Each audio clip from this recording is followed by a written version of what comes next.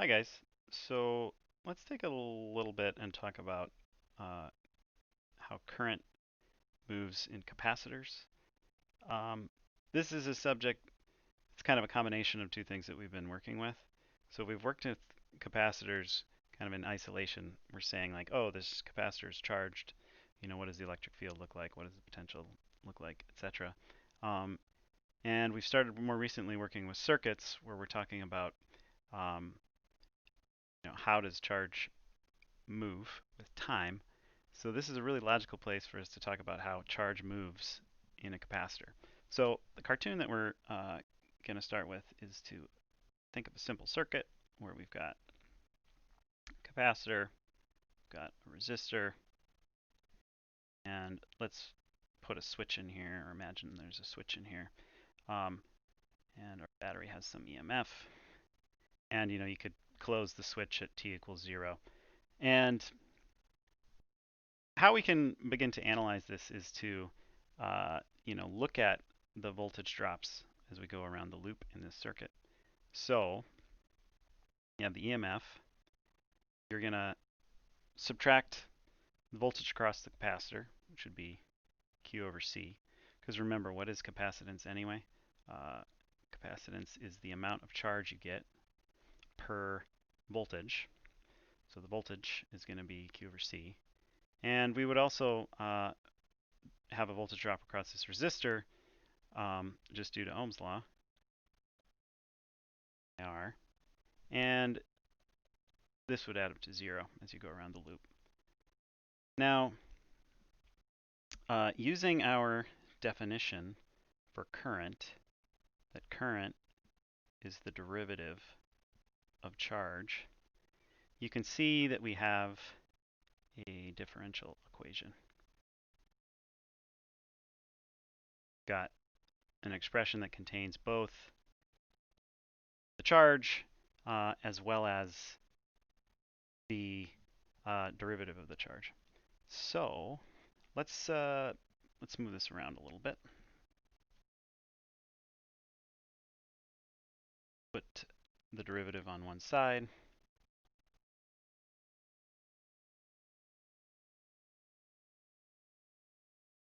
Let's see, we'll divide out our factor of r here. And we have this expression, so it's got dq dt equals this stuff. So it turns out you can solve this kind of differential equation. It's called separable equation. And how we can do that is by putting all the q stuff on one side, put t on the other side, and then integrate both sides. So what that looks like, divide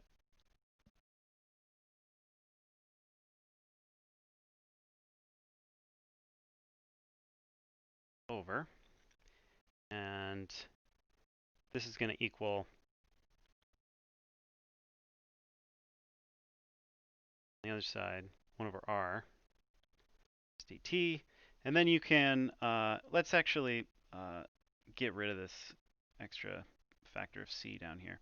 That'll allow us to put rc on the other side, which will be convenient. You'll see that. So if we multiply this by, say, negative 1 over c on both sides, then this will give it a little bit nicer organization. So this would become q minus c, and then on the other side we would have negative 1 over rc. And then what you do is you integrate both sides. So we're going to integrate this with respect to q from 0 to q at t. And we would integrate this side from 0 to t. And so what does this integral look like? Well, this dq over q is actually a log. So this looks like ln evaluated from 0 to q. And we know that this is going to equal 1 over rc. This is an easy integral, just t, 0 to t, where maybe not the best nomenclature, but we've used, the variable and the limit as the same letter there. And let's see, let's put in our limits. So this would be ln. Actually, let me sure to put the, yeah. U of t minus ln of negative t, and that would equal just negative t over rc. And then let's see, we can consolidate this a little bit. If you have a difference of logs, that's the same thing as a ratio. So this is the same thing as this. And we can clean this up a little bit. Notice this is the same as n of 1 minus q t.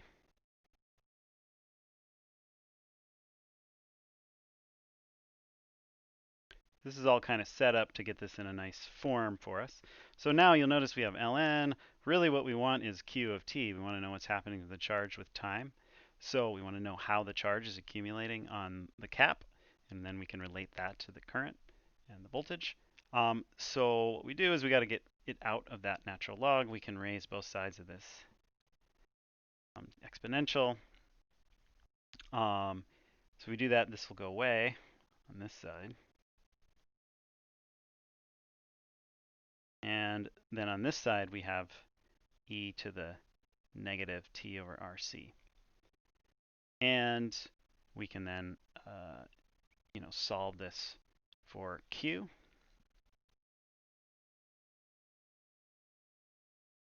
So what would this be? We would have 1 minus exponential. And then we can multiply by our factor of c. So this is telling us the charge on the capacitor in the circuit when you close the switch. So what does this look like? Well, when t is 0, so right when you close the switch, this exponential will be e to the 0, so this will be 1, so this whole thing will be 0. And then kind of the other extreme, when t gets really large, what's going to happen? This e to the very large negative number will give you 0, and then this will, converge on EC. So that's the charge. The voltage is going to behave similarly, so we can remember that the voltage is going to be the charge or the capacitance. So remembering our definition for capacitance. So as a result, d of t, we're just going to divide out that factor of c. It'll behave the same way. And actually, kind of what this looks like is time looks kind of like that, where it's going to converge for long times as time gets large. So this is the voltage graph.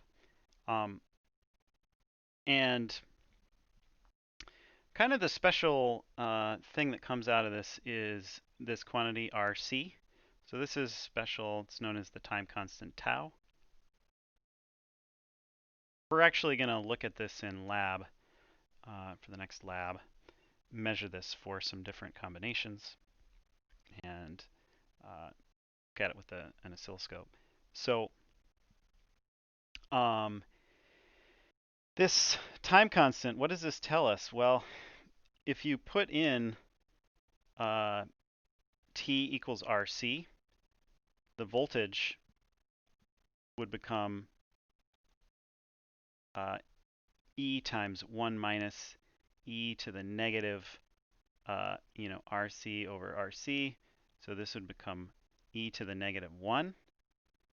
And when you evaluate that, you find that this is about 0.63.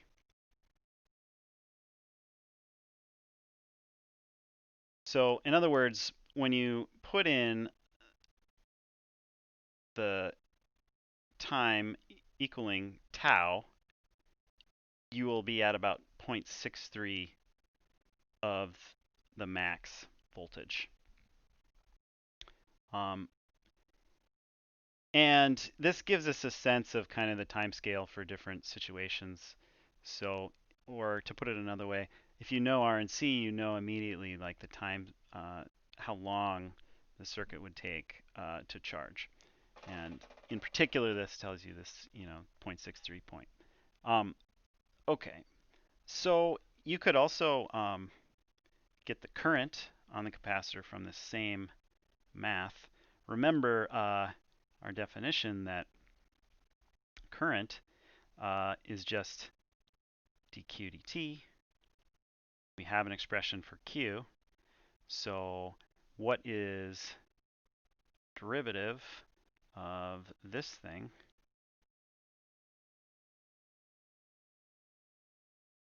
We can compute it. We have the calculus skills. So notice this 1 would go away, and we would have EC times negative e to the negative t over RC.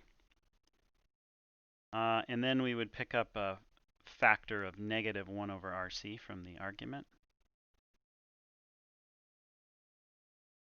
And you can see, so some stuff would cancel out here. This factor of C would cancel. These negative signs would cancel. And we would find that the current, as a function of time in the cap, looks like E times exponential to the negative t over RC. So this is our expression for current. We can get from the same, the same approach. And this is a little bit different. So graphically, what that looks like is, notice that starts large. When you put t equals 0 into here, you would have epsilon over r, or sorry, E over r, EMF. And then this is going to decay. So this would be exponential decay.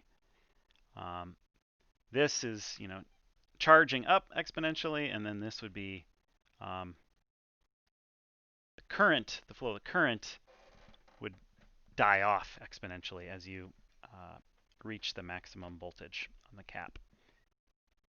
Okay, so that's kind of the math for the charging capacitor case. I think now would be a good time to look at some examples. So let's do that next. Okay, so let's look at an example here. Paste one in. This will give us a chance to practice with our working with circuits, etc. So we have two 3.8 microfarad capacitors and two 2.2 k ohm resistors, and a 12-volt source are connected in series. Starting from the uncharged state, how long does it take for the current to drop from its initial value to 1.5 milliamps? So what does this look like? We have a source here. That's 12 volts. And we have two caps in series with two resistors. So this gives us a chance to practice what we know about making equivalent circuits. So we'll simplify this circuit and then look at what happens with the current on this in the circuit as a function of time. So we're going to make the equivalent circuit.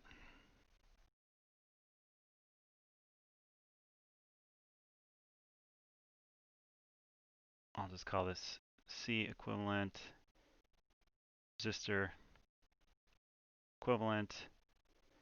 And we know how this goes together, so this is pretty straightforward. The capacitors add 1 over when they're in series. So we know that this would look like 1 over C plus 1 over C.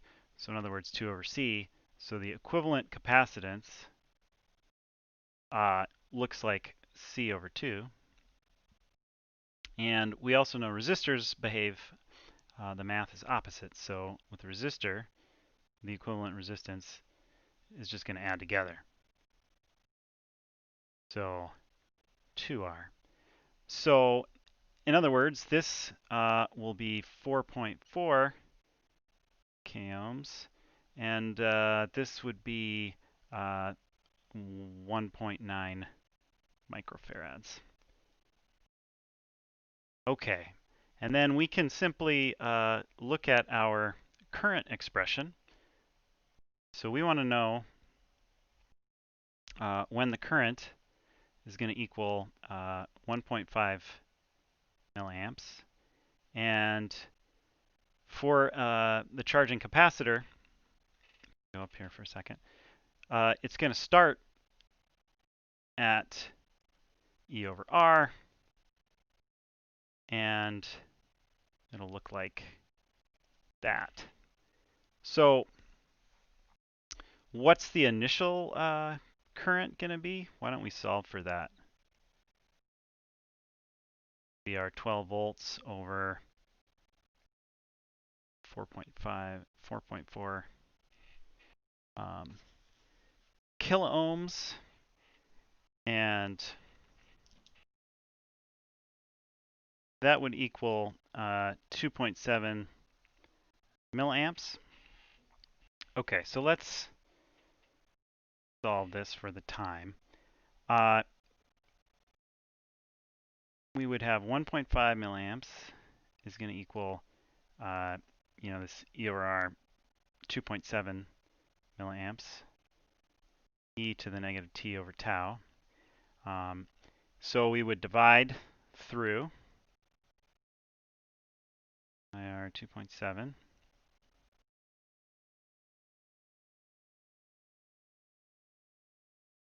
Take the natural log, both sides, to get rid of the exponential. The natural log of that number then would be equal to t over tau. So if we want the time, it would be negative tau times that.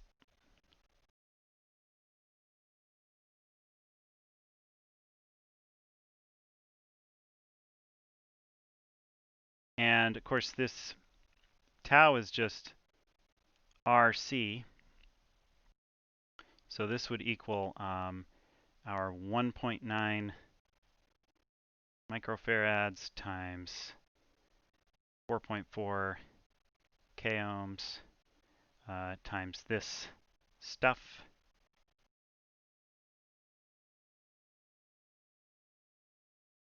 And when we crunch these numbers, we find that this time would be about 5 milliseconds.